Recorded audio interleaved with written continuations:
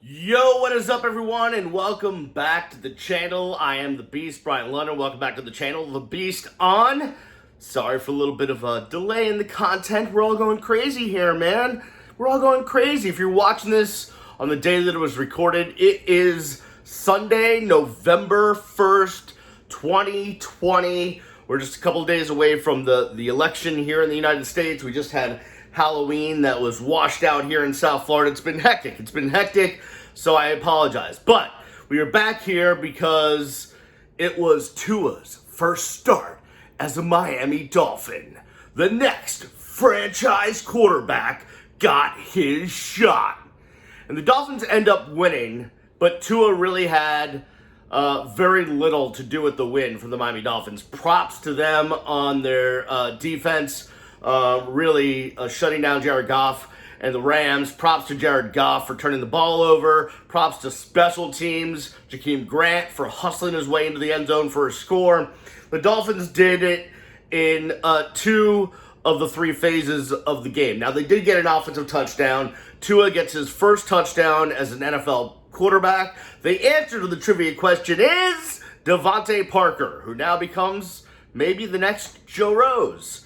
Why did I say Joe Rose? Not because I like him, but because he caught Marino's first touchdown pass, and he's held on to that for years.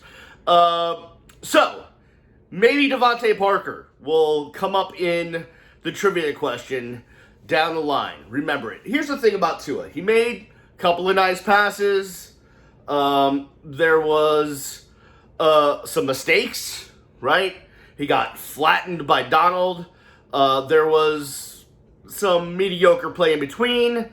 Mostly the Dolphins didn't really need their offense because the Rams kept making mistakes. But for Tua, what was he, 12 of 22 for like 90-something yards and a touchdown, didn't throw an interception. It was like, meh. But luckily the Dolphins didn't need him to win the game. So let's look at this logically and analytically, because since the game ended, I've been swiping up and down my Twitter timeline, just seeing where people are at. And there's people on, the pendulum is swinging all over the place on Tua. He sucks, he's not good, he's the most amazing thing, franchise quarterback, Tua for a hero, blah, blah, blah. And it's neither of those, okay? Here's what I tell you to do. Literally just take this game for what it was. His first start in the NFL, and that's what it was. It wasn't great. It wasn't even very good. It was average at best. It was meh. But it's okay though. He didn't have to be the star for them to win. And there's nothing bad to take away from it. There was really nothing great to take away either. Yeah, he had the one great throw to Devontae Parker, but a starting quarterback in the NFL, there's only 32 of them. They should all be able to make that throw to Devontae Parker. So, okay, he made a touchdown pass. Yeah. So let's just see what happens. I know it's boring. I know it's sitting on the fence. It's not a hot take. I'm not hot taking my way through this one to say that, let's just relax and see what happens next start. That really, the only thing you take away from this is the fact that he got a start underneath his belt, and we'll see where it goes from there. There's no reason to have any opinion on any side of the fence as it relates to Tua's performance, because you didn't really learn that much. And that was because of the nature of the game. The Rams played horribly, and the Dolphins' defense and special teams got them to the point where they didn't need to have any kind of offense to win the game. So we'll see. It is a story that is yet to be written. But we got a little tiny taste. He didn't fail. I mean, he passed as far as, when I say pass, he got a passing grade as far as he didn't hurt his team to the point where they lost, right? Didn't throw a bad pick six. None of that happened. So we'll see. But I don't think there should be anyone anywhere on any kind of social media, talk radio, anywhere else that should be telling you, A, he's the guy, we learned it, or B, he's not the guy, we learned it, because you didn't learn either of those things.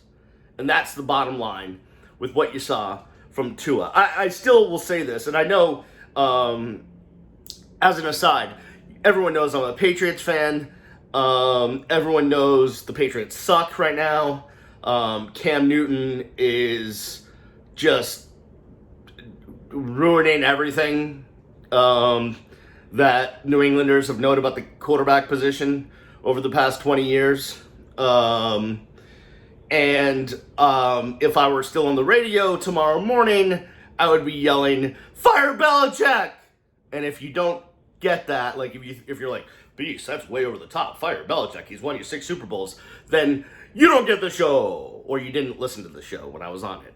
But those of you that did will appreciate that. And Robbie, if you're watching this, I give you permission to play the soundbite. I don't know if the boss will give you permission, but certainly fire Belichick in the morning, and let everyone know that I'm out here still yelling that because the Patriots are horrible. But maybe we'll tank for Trevor. Who knows? We'll trade everything to move up and trade with the Jets and get Trevor Lawrence. Maybe. Back to the Dolphins. I really think, and knowing I'm a Patriots fan, so I look at the Dolphins, and I haven't cheered for the Dolphins ever in my life, but in an unbiased way, I look at the Dolphins organization and the progress they've made with Brian Flores and Chris Greer. I think as an organization, as a team, they're really starting to come together. And I think there's something there to feel good about as far as the future goes. Now, a big part of that is going to be whether Tua is successful or not. Because you need a franchise quarterback. So you can't miss on those. And the Dolphins have been missing on franchise quarterbacks since Dan Marino left. So you need to hit on that. So I think they have everything else they need. Like the offensive line needs to be, shored up. There's little things, but they have the team around Tua, if he ends up being the franchise quarterback, to compete at the high levels of the NFL. Maybe you agree, maybe you disagree. But that's my honest assessment from the outside looking in. Listen, I'm not around the Dolphins facility. I don't talk to the coaches and players every day. But just as somebody that's not a Dolphins fan, I can appreciate what they've done as an organization from Stephen Ross on down with their management, with their coaching, and with their player development. And I think they're heading in the right direction. But again, we need to see if Tua is the guy. And that's probably why Brian Flores made the decision to take out Fitzpatrick and put in Tua. And you hear my dog barking in the background because he barks at everything. Because if the wind blows, he barks. That's neither here nor there. So basically, the book is still yet to be written on Tua. And if you notice, I'm purposely not saying his last name because no matter how many times I try, it just doesn't work for me, dog. It just doesn't. So we're gonna just go with Tua. Think he's got a catchy first name. If it was Rick, like if his first name was Rick, like I don't know what I would do, but it's Tua. So we can just he can be one name, like Beyonce or Madonna or Bono. Was it Bono? I think it's Bono. Did I say Bono? Like Sonny Bono? Cher, one name. So we could just go with the one name, Tua. We don't have to, right? We don't need to go with the last name. All right, that'll do it for me. And sorry that I'm on the fence and I'm not hot taking my leg. I could have, as I was walking up the stairs to record this, I could have said, listen, I'm going to say Tua's the best quarterback since Marino, or Tua's the worst quarterback. I could have come up with some fake hot take, but I don't believe in that crap. So this is what I'm giving you. Honest assessment. Thank you for watching. If you see my face, if you hear my voice, if you've watched this, please subscribe to the channel. Please share this with your friends all over the place. I appreciate you guys for watching, and I will see you sometime probably after the election because I'm having palpitations already about what is going on and what's happening because I'm a wonk and a nerd. And, I sit here and know electors from every state because you know, that's what I do in my spare time, being unemployed. By the way, if you have a job to offer, I'll be happy to take it. Thank you. I love you guys. I'll see you when I see you. Peace.